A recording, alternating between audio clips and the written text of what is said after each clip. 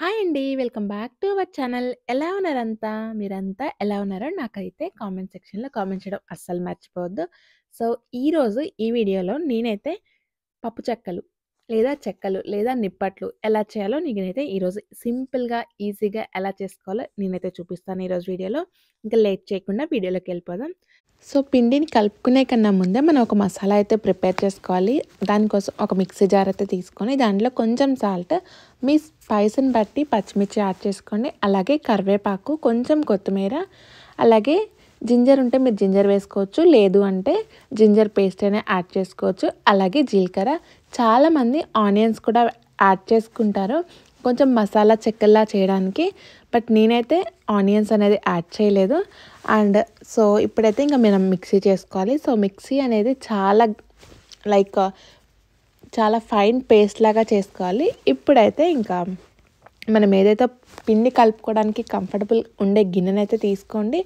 And already మనం జీలకర్రని add చేసాము. But still ఇంకొంచెం అయితే యాడ్ చేసుకోండి. టేస్ట్ అనేది చాలా బాగుంటుంది. మనం ఆల్రెడీ మిక్సీ వేసి రెడీగా పెట్టుకున్నాం కదా, ఆ పేస్ట్ని అయితే యాడ్ చేసుకోవాలి. కొంచెం పెసరపప్పునైతే యాడ్ చేసుకోండి. టేస్ట్ అనేది చాలా బాగుంటుంది. పెసరపప్పు అనేది ఎక్కువసేపు నానే పని లేదు.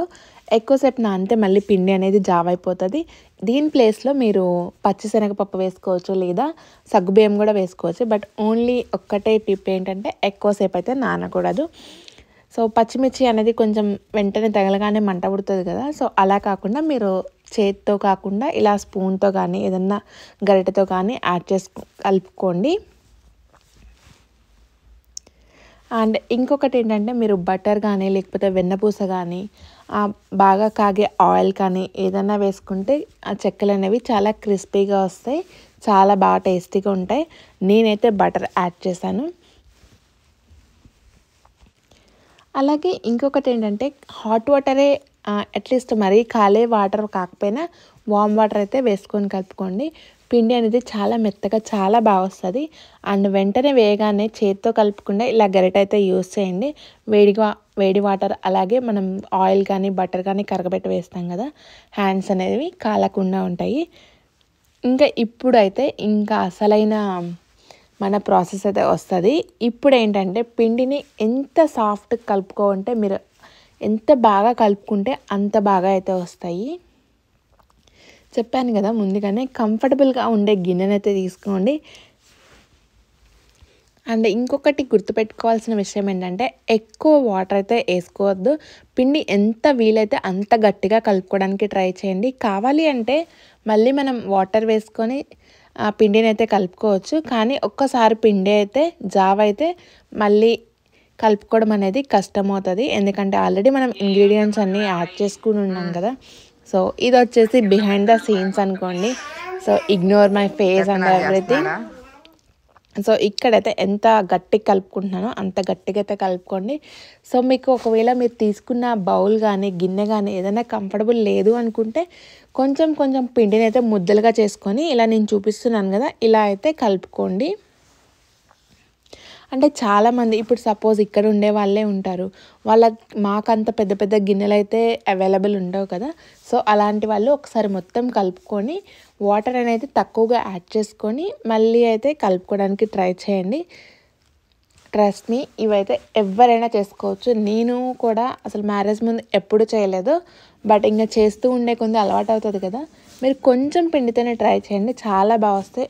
సో ఇక్కడైతే ఇంకా పిండిని కలిపేసాం కదా, చిన్న చిన్న బాల్స్ లాగా అయితే చేసుకోండి. మీకు అలా వద్దు అంటే మీరు ఒక్కళ్ళే చేసుకుంటున్నారు, హెల్ప్ లేదంటే ఇలాగా చపాతీ పిండిలాగా పాముకొని జస్ట్ దాన్ని తుంపితే సరిపోతుంది. ఇంకా మీ దగ్గర ప్రెస్ ఉంటే ఇలా ప్రెస్తో అయినా చేసుకోవచ్చు. లేదు అంటే ఈ మధ్య చాలామంది ఏం చేస్తున్నారంటే జస్ట్ ఒక పేపర్ అనేది వేసి మనకి జింజర్ గార్లిక్ పేస్ట్ దంచుకునే రాయి ఉంటుంది కదా, సో దాన్ని జస్ట్ పెట్టి వదులుతున్నారు. లేదా ఏదైనా పప్పు డబ్బాలు ఇలా కూడా చేస్తున్నారు. ఇంకా చాలామంది ఏంటంటే ఏదైనా పప్పు డబ్బాలు ఉంటాయి కదా, అంటే బరువు ఉన్నవి ఏదైనా ఐటమ్స్ పెట్టి లైక్ పల్లీలు లేకపోతే పప్పులు ఏవైనా బరువున్న పప్పు డబ్బా పెట్టేసి ఇలా ఒత్తినా కూడా చెక్కలు అనేవి చాలా బాగా వస్తాయి.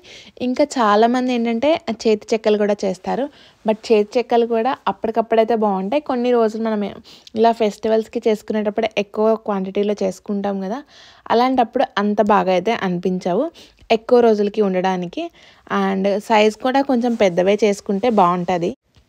సైజ్ ఎందుకు పెద్దది చేసుకోమంటున్నాను అంటే ఎవరైనా వచ్చినప్పుడు కూడా పెట్టడానికి బాగుంటుంది, ఎవరికైనా ఇవ్వడానికి బాగుంటుంది. చిన్న చిన్నవి అంటే మన ఇంట్లో వరకు ఇట్లా అంతే ఓకే, కానీ బట్ ఎవరికైనా ఫ్రెండ్స్కి వాళ్ళు ఇవ్వడానికి చిన్నవైతే బాగుండవు కదా. అలాగే ఇంకా ఈ చెక్కల విషయానికి వస్తే నాకైతే చెక్కలతో చాలా పెద్ద మెమరీసే ఉన్నాయి. ఇంతకుముందు ఫెస్టివల్స్ అప్పుడు మనకి ఇంటికి ఎవరో ఒకళ్ళు వస్తూ ఉంటారు కదా. సో నాకైతే ఇంకా ఆ రోజంతా అదే పని. లైక్ చిన్నపిల్లలు ఇట్లా మామూలుగా ఇంటి ముందుకు వస్తూ ఉంటారు కదా గంగిరెద్దులు వాళ్ళు, వీళ్ళకైతే లైక్ ఇంకా ఏంటంటే సోది చెప్పేవాళ్ళు ఇవన్నీ వస్తూ ఉంటారు కదా.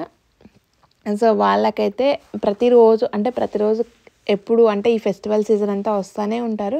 బట్ ఇంకా పండగ రోజు మాత్రం ఇంటి ముందు అయితే ఆ గిన్నె పెట్టుకుని అయితే కూర్చుంటాను. అంటే ఇంటి ముందు అంటే మరీ ఇంటి ముందు కాదు, లైక్ అలా అయితే కూర్చొని ఇంకా వచ్చిన వాళ్ళకి ప్రతి ఒక్కరికి అయితే చెక్క వేయడం నాకు చాలా పెద్ద అలవాటు.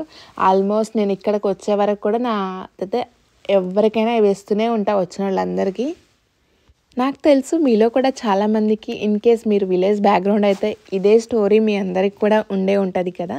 సో ఇప్పుడైతే ఇంకా చిన్న చిన్నవి లేదా పెద్దవి మీ సైజుని బట్టి మీరైతే చేసుకొని చక్కగా ఒక పేపర్ మీద లేకపోతే ఒక క్లాత్ మీద అయితే వేసుకోండి. న్యూస్ పేపర్ మీద వేసుకుంటే తీసుకోవడం అనేది చాలా ఈజీగా ఉంటుంది. ఇప్పుడు చేసుకున్నాక జస్ట్ ఇలా అయితే ఆయిల్ అనేది కొంచెం బాగా వేడిగా ఉండాలి. మంట అనేది హై ఫ్లేమ్లోనే ఉంచండి. లో ఫ్లేమ్లో ఉంచితే చెక్కలు అనేవి సరిగా ఉడకవు. సో ఇప్పుడైతే ఇంకా చెక్కల్ని చక్కగా తిప్పుకుంటూ అయితే కాల్చుకోవాలి. సో మంట అనేది హై ఫ్లేమ్లోనే పెట్టుకోవాలి.